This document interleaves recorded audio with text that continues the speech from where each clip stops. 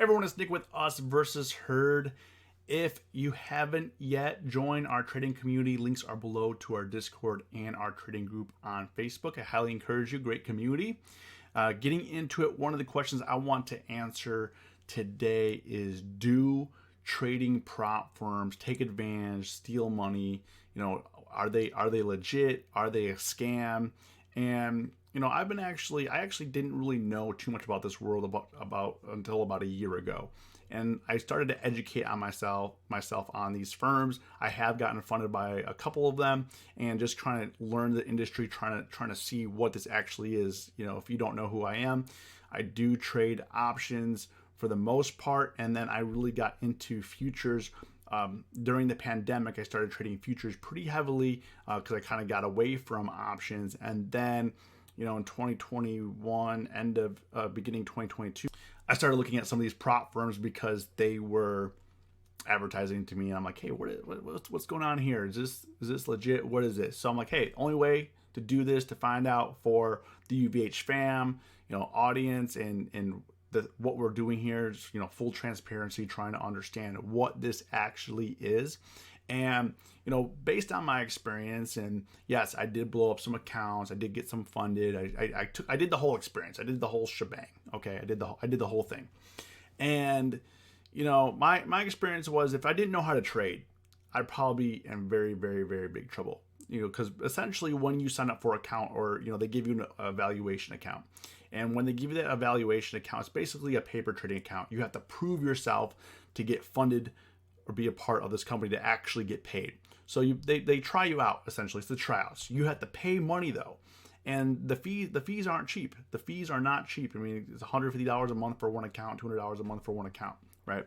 So the fees aren't cheap. It really stacks up. So that's when you kind of start thinking like, hey, if I don't ever pass the evaluation mode, I'm just giving my money to them. And that's why I was like, okay, if you don't know how to trade, you could stay there in a very long time. And basically it's zero risk to the prop trading firm. The prop trading firm, basically, if they keep you in the evaluation or demo mode for as long as possible, the best thing for them, because it's basically free money. You're giving them money, they're taking on zero risk because your trades never actually hit, the market. This is all demo. This is all fake paper money. Nothing about it is real. So you're paying them to try out for their service to be able to get paid. And once you try out for the service, let's say you pass it, then you pay them monthly fees to be able to stay connected. And if you don't hit your targets, you're not going to be able to hit your withdrawals. And there's a lot of different companies. I'll cover a couple here that I came across.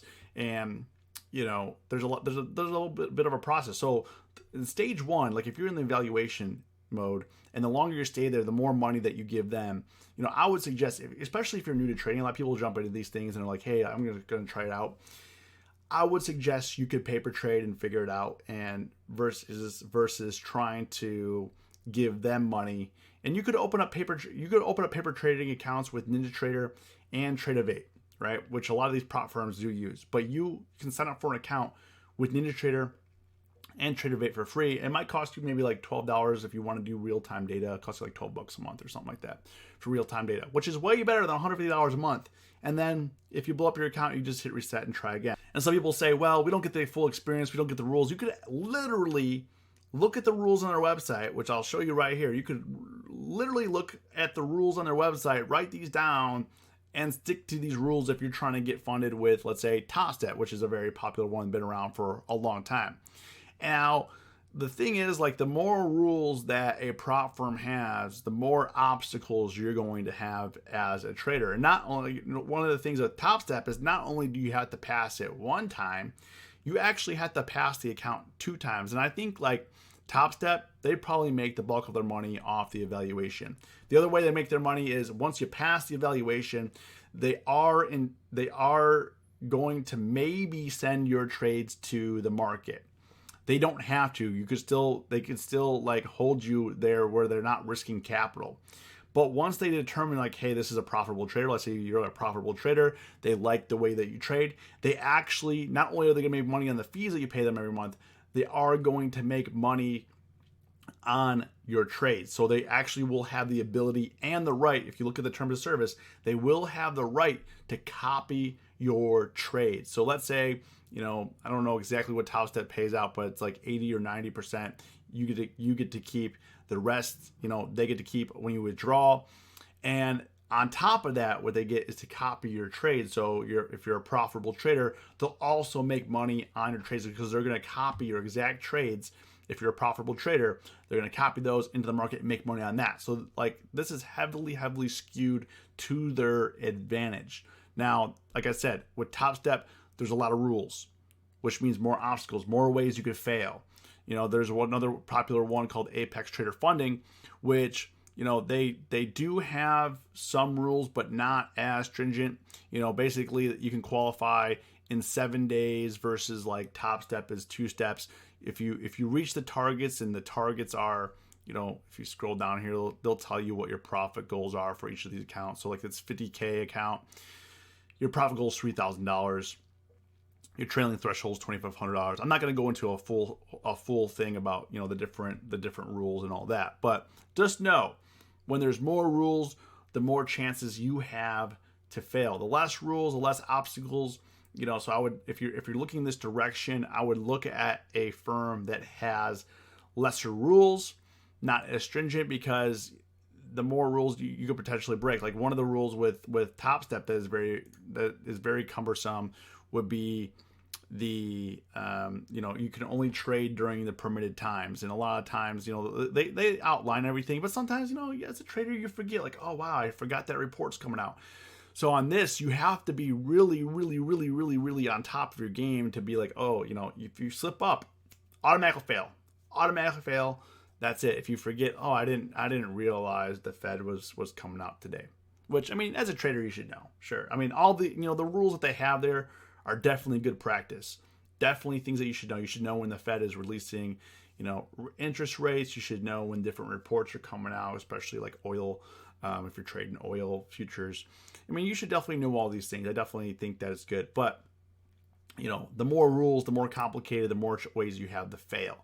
And the thing is, when you're looking as a prop firm, the more ways they have to fail, the more money that you can make, because you're holding them in that evaluation period. You're holding them in that evaluation period, and they're just sitting there paying you money, while as a company, you're taking on zero risk. So they're trying out for your firm, and they're taking on zero risk. Now, where this could work out is, like myself, if you're a profitable trader, you can, easily get through it. If you're a profitable trader. And sure, they want, most of these firms have consistency. So like they want to see, okay, are you making $500 a day consistently? Or are you making $1,000 a day consistently? Or $50 a day consistently? They want to make sure, hey, you're not making all your money in one day and then really can't trade. Like maybe you got lucky on a couple trades and you hit your record and then you blow up. Which, I mean, at the end of the day, you pay them. You actually have to pay them to reset your account.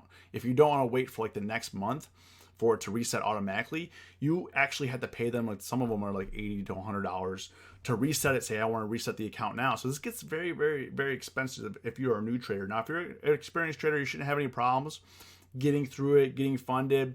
And sure, maybe it will. I think as an experienced trader, you do actually save money and at the start. Now, once you accumulate, let's say 6-7 figures, you may want to move on. And when I say 6 figures, I mean maybe 500K to $1 million. You might want to move on, because I mean, trading futures is very, very, very expensive.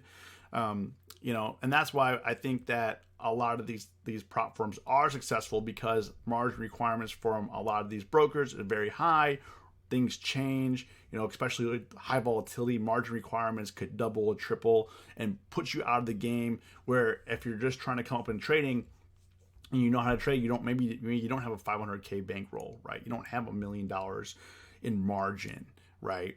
So, if you're an experienced trader and you are consistent, and you've gone through paper trading, you've gone through, options trading, or whatever the case is, and you're consistent, then this is probably for you. If you're a new trader, probably not for you, because you're just going to waste money. If you're a new trader, I would definitely encourage you just to paper trade, learn the ropes, get a process down, and then try to go for them if you still want to. So I hope this was helpful. If you watched the end, let me know you watched the end. As always, stay safe, stay green. It's us versus herd.